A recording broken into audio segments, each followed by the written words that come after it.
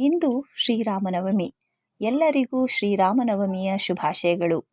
ಶ್ರೀರಾಮನ ಬದುಕಿನಿಂದ ಕಲಿಯಬಹುದಾದ ಅದ್ಭುತ ಜೀವನ ಪಾಠಗಳು. ಸಕಲ ಜೀವರಾಶಿ ಮೇಲೆ ಕರುಣೆ. ಶ್ರೀರಾಮನಲ್ಲಿ ಸಕಲ ಜೀವರಾಶಿಗಳನ್ನು ಕರುಣೆಯಿಂದ ನೋಡುವ ಗುಣ ಕಾಣಬಹುದು. ಇದೇ ಕಾರಣದಿಂದ ವಾನರ ಸೇನೆ, ಪಕ್ಷಿಗಳು, ಅಳಿಲು ಎಲ್ಲವೂ ಶ್ರೀರಾಮನ ಸೇವೆ ಮಾಡಿದ್ದವು. ನಾವು ಕೂಡ ಇದೇ ಗುಣವನ್ನು ಹೊಂದುವುದು ಮುಖ್ಯ. ನಮ್ರತೆ ಸರಳತೆಗೆ ಶ್ರೀರಾಮ ಹೆಸರುವಾಸಿ. ಶಬರಿ ನೀಡಿದ ಹಣ್ಣನ್ನು ಪ್ರೀತಿಯಿಂದ ಸೇವಿಸಿದ ರಾಮನ ಗುಣವೇ ಅವನ ನಮ್ರತೆಗೆ ಸಾಕ್ಷಿ. ಅಂತೆಯೇ ನಾವೆಷ್ಟು ಬಲಶಾಲಿಗಳಾಗಿದ್ದರೂ ಅಥವಾ ಶ್ರೀಮಂತರಾಗಿದ್ದರೂ ನಮ್ರತೆಯನ್ನು ಮರೆಯಬಾರದು. ನಿಸ್ವಾರ್ಥತೆ. ಶ್ರೀರಾಮ ನಿಸ್ವಾರ್ಥ ಹಾಗೂ ಪರಹಿತ ಚಿಂತನೆಯ ಮನಸ್ಥಿತಿ ಹೊಂದಿರುವ ವ್ಯಕ್ತಿ.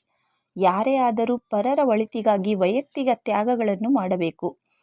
ವಿಧೇಯ. ಪಿತೃವಾಕ್ಯ ಪರಿಪಾಲನೆಗಾಗಿ ಶ್ರೀರಾಮ ರಾಜ್ಯವನ್ನು ತ್ಯಜಿಸಿ ವನವಾಸಕ್ಕೆ ಹೋದವನು. ಮರು ಮಾತನಾಡದೆ ತಂದೆಯ ವಾಕ್ಯದಂತೆ ಶ್ರೀರಾಮ ನಡೆದ ಪರಿ ವಿಧೇಯತೆಗೆ ಸಾಕ್ಷಿಯಾಗಿದೆ. ಧರ್ಮದ ಹಾದಿಯಲ್ಲಿ ಸಾಗಿದವನು. ಶ್ರೀರಾಮನು ಧರ್ಮದ ಹಾದಿಯಲ್ಲಿ ಸಾಗಿದವನು.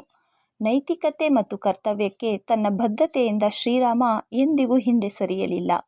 ಹಾಗೆಯೇ ನಾವು ಎಲ್ಲ ಸಮಯದಲ್ಲೂ ನೈತಿಕವಾಗಿ ಸರಿಯಾದ ಕೆಲಸವನ್ನು ಮಾಡಬೇಕು. ನಾಯಕತ್ವದ ಗುಣ. ಶ್ರೀರಾಮ ಕರುಣೆ ಶಕ್ತಿಯಿಂದ ಸಾಮ್ರಾಜ್ಯ ಆಳಿದವನು. ಜನರ ಕಲ್ಯಾಣವನ್ನು ಮನಸ್ಸಿನಲ್ಲಿಟ್ಟುಕೊಂಡ ನ್ಯಾಯಯುತ ಆಡಳಿತಗಾರ ರಾಮ. ಹೀಗಾಗಿಯೇ ರಾಮರಾಜ್ಯ ಎಂದು ಕರೆಯುವುದು. ಸೀತೆಯ ಮೇಲಿನ ಅಚಲ ಪ್ರೀತಿ. ಶ್ರೀರಾಮ ಏಕಪತ್ನಿ ವ್ರತಸ್ಥ. ಸೀತೆಯ ಮೇಲೆ ಶ್ರೀರಾಮನಿಗೆ ಇದ್ದದ್ದು ಅಚಲವಾದ ಪ್ರೀತಿ. ರಾವಣನಿಂದ ಸೀತೆಯನ್ನು ರಕ್ಷಿಸುವ ವಿರೋಚಿತ ಪ್ರಯತ್ನವೇ ಇದಕ್ಕೆ ಸಾಕ್ಷಿ. ಹಾಗೆಯೇ ನಾವು ಕುಟುಂಬದ ಮೇಲೆ ನಿಷ್ಠೆ, ಪ್ರೀತಿ ಹೊಂದಿರಬೇಕು. ಸಬ್ಸ್ಕ್ರೈಬ್ ಮಾಡಿ, ಸಪೋರ್ಟ್ ಮಾಡಿ. Thank you. ಬಾಯ್.